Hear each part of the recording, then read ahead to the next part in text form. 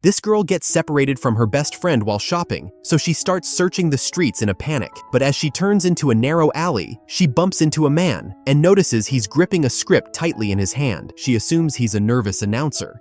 Before he can even explain, she starts giving him heartfelt advice, telling him not to fear the crowd, to breathe, to stay calm, and treat the stage like home. The man nods like a model student, politely absorbing every word. Only after she walks away, satisfied, does he let a playful smile slip. Seconds later, the real host's voice echoes across the venue, and then he walks onto the stage, not as an announcer, but as the newly crowned king of St. Sanova. Katie, meanwhile, finally finds her friend Alice, and without realizing it, her love story with the king begins right there. Katie is a former figure skater, retired, but still loved by fans everywhere, including Princess Amy, the king's only daughter. The moment Amy hears Katie is in town for Alice's competition, she begs her maid to arrange a meeting. They chat warmly, and the princess, thrilled beyond words, invites Katie to tour the royal palace. Katie happily accepts. Inside, she admires ancient paintings, listens to the maid's stories, and loses herself in the charm of the palace. Until she suddenly needs the restroom. The maid gives directions detailed enough to draw a map, yet Katie still gets lost in the endless corridors. She pushes open a random door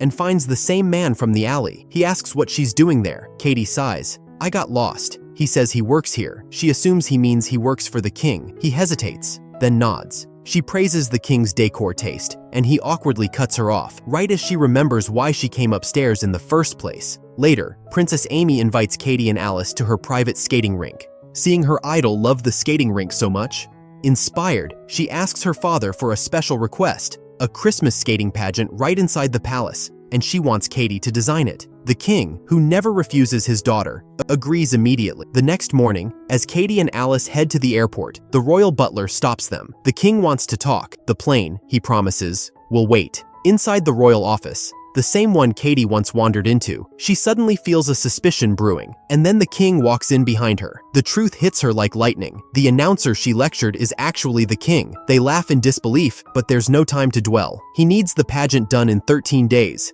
Katie refuses on the spot. Alice agrees instantly. The king doesn't push. He hands them a contract instead, and the payment shocks them. Enough money for Katie to finally buy the skating rink she's dreamed of for years. She can't refuse anymore. She signs. The palace prepares grand suites for them, rooms lined with gowns, jewelry, and luxury they've never imagined. Katie and Alice begin planning the pageant. The workload is brutal. Costumes, sets, lighting, choreography. And the next morning, Katie heads to the city for supplies. To her surprise, the king appears at the same shop. He's buying Christmas cards for palace staff, just because that's tradition. Katie tells him gently that gifts should come from the heart, not out of habit. He listens quietly. Only after she leaves does he ask the shopkeeper, "Are my gifts too ordinary?" The man hesitates. Answer clear. Back at the rink, Katie finds the princess practicing alone. The girl's hands tremble. Fear fills her eyes. She's terrified of failing in front of the entire kingdom. Katie knows that feeling. She sits beside her and teaches her how to manage pressure, how to turn fear into strength. From outside, the king watches silently. His daughter, usually reserved, mature beyond her years, is finally acting like a carefree child again. His heart softens. For the first time in years, he feels relief. That night, he finds Katie working late. He thanks her for helping his daughter and quietly asks for one more favor: to spend more time with the princess whenever she can. Katie smiles. She would have done it anyway. She already adores the princess's maturity and hidden vulnerability.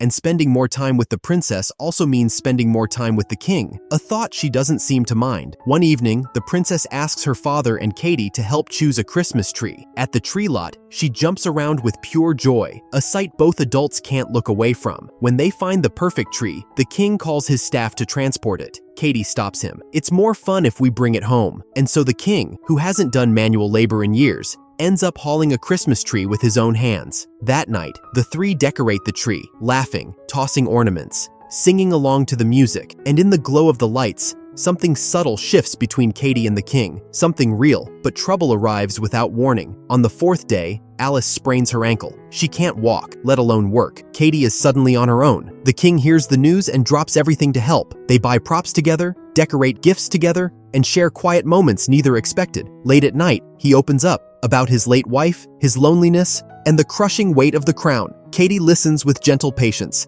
and in the silence between their words, their bond deepens. The butler sees them, and for the first time, he sees the king truly happy. With the king's help and Alice's remote guidance, The project moves fast. Katie even teaches the king how to bake. The princess invites them to her school performance. The king hesitates. Guilt, duty, fear. Katie quickly smooths things over, sparing the princess's heart. That night, she brings him warm drinks and asks him to give his daughter one full day. Just one. He doesn't promise, but he's listening. Day 11. Alice can walk again. She brings news. The skating rink in New York is perfect, but buyers are lining up. Someone needs to go now. Alice decides she will, because she's seen the way the king looks at Katie and the way Katie looks back. That afternoon, the king surprises the princess by showing up at her school performance. Her smile says everything. A journalist snaps a photo, a picture that looks suspiciously like the king is in love. That night, Katie finds the king alone under the stars. He tells her about the kingdom's history, his father, and how power can feel like a cage. In the cold night air, their eyes meet.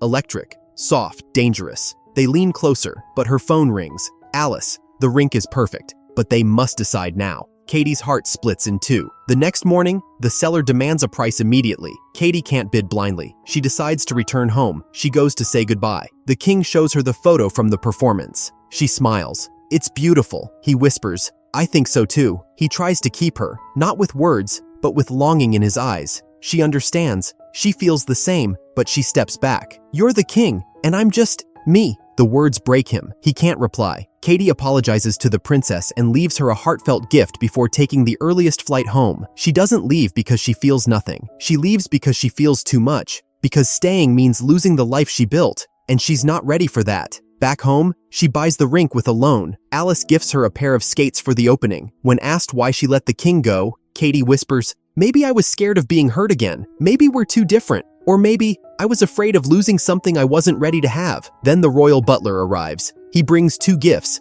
a letter the king never got to read aloud, and a golden Christmas star, the same star that once fell from a tree and began the love story of the king's parents. Katie's eyes shimmer. Something inside her breaks open. Finally, the day of the pageant arrives. The palace glows with Christmas magic, and Katie walks in. The princess runs straight into her arms. The king freezes, then smiles, a smile deeper than words. After his speech, he pulls Katie aside. Together, they hang the golden star. Under the warm lights of the palace, their long-awaited love finally begins. Gentle, bright, and real.